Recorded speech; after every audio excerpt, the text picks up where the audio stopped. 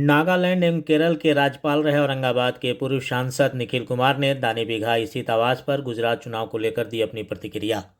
गुजरात चुनाव को लेकर देश में राजनीति का माहौल गर्म है और अपनी जीत को लेकर वहां मौजूद सभी पार्टियां एड़ी चोटी एक कर रही है।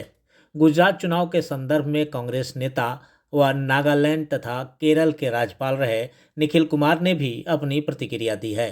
उन्होंने प्रधानमंत्री की कार्यशैली पर भी सवाल खड़ा किया है। पूर्व राज्यपाल श्री कुमार ने कहा कि गुजरात विधानसभा चुनाव में जिस प्रकार प्रधानमंत्री हस्तक्षेप कर रहे हैं और धुआंधार प्रचार प्रसार में लगे हुए हैं, उससे सिर्फ यही मंशा निकलकर सामने आ रही है कि वह येन केन प्रकारेण गुजरात चुनाव जीतने की कोशिश में लगे हुए हैं। यही कारण है कि कई बड़ी बड़ी योजनाओं को वहां शिलान्यास एवं उद्घाटन किया जा रहा है, जिससे स्पष्ट होता है कि गुजरात में विकास का दंभ भरने वाली भाजपा सरकार में कोई काम नहीं हुआ है।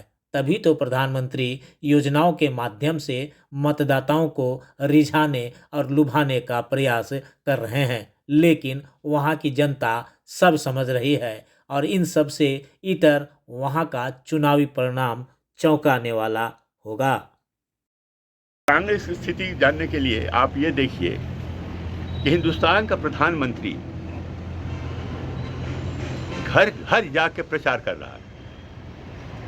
असेंबली के चुनाव में ये तो कभी पहले नहीं देखा। हिंदुस्तान का, देश का प्रधानमंत्री घर घर जाके चुनाव में प्रचार करे। इसका क्या मतलब हुआ? इसका मतलब है कि प्रधानमंत्री जी चाहते हैं कि हर हालत में गुजरात जीतें और उसके लिए जितनी भी कोशिश की जाए वो कम होगी, और इसीलिए वो घर घर घूम रहे हैं। कहीं पर 24,000 करोड़ रुपए की लागत के प्रोजेक्ट्स की घोषणा करते हैं, कहीं पर 12,000 करोड़ की। अरे कहते हैं कि हमने सुशासन से गुजरात को कहाँ से कहाँ पहुँचा दिया। जब इतना पहुँचा दिया तो ये इन नए नए प्रोजेक्ट की ज़रूरत पड़ रही है, इसलिए पड़ रही है कि वहाँ कुछ कमी है। उस कमी को पूरा करने के लिए ये सरकार जो मौजूदा है सक्षम नहीं है, और इसका असर वहाँ की जनता पर पड़ेगा। देखिएगा वहाँ पर कुछ न कुछ आपको चौंकाने वाले परिणाम आएंगे, और इसलिए आएंगे क्योंकि जो लोग काम कर रहे हैं आराम से, खामोशी से, गांव गांव घूम करके कर रहे हैं, और कांग्रेस पार्टी कर रही है। और कल या परसों राहुल जी का भी वहाँ पर एक प्रोग्राम हुआ था, उन्होंने जनसभा को संबोधित किया, आदिवासी क्षेत्र में किया उन्होंने, और उसका रिस्पांस अब आप स्वयं पता कर सकते हैं। जो हालांकि आप लोग टेलीविज़न में जितने हैं राहुल जी को तवज्जो नहीं दे रहे हैं, उनकी यात्रा को तवज्जो नहीं दे रहे, छोटा छोटा कहीं पर क्लिप आ जाता है, तो वही छोटा सा क्लिप आप देख लीजिए। आदिवासी क्षेत्र में जो उनकी सभा हुई थी, कितने लोग हैं वहाँ पर, और जो रिस्पॉन्स मिला है। तो इस बार बीजेपी, भारतीय जनता पार्टी और भारतीय जनता पार्टी के प्रधानमंत्री जी परेशान हैं, और इसीलिए लगातार दौरा कर रहे हैं उस स्टेट का। अपने यूनियन कैबिनेट के जितने मंत्री हैं उन सारे मंत्रिमंडल के सदस्यों को उन्होंने ड्यूटी पर लगा रखा है। उनको क्षेत्र बांट रखे हैं, एमएलएस को बांट रखे हैं, एमपीज़ को बांट रखे हैं, और उनके शब्दों में उन्होंने कहा है आज से गुजरात की कारपेट बॉम्बिंग शुरू हो गई। कारपेट बॉम्बिंग, इसकी ज़रूरत क्या थी?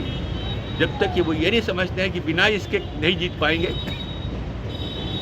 तो यहाँ इतनी दूर पर बैठे हुए हम लोग यही देख रहे हैं, और उससे ये लगता है कि भारतीय जनता पार्टी परेशान है कि हर हालत में हमको जीतना है।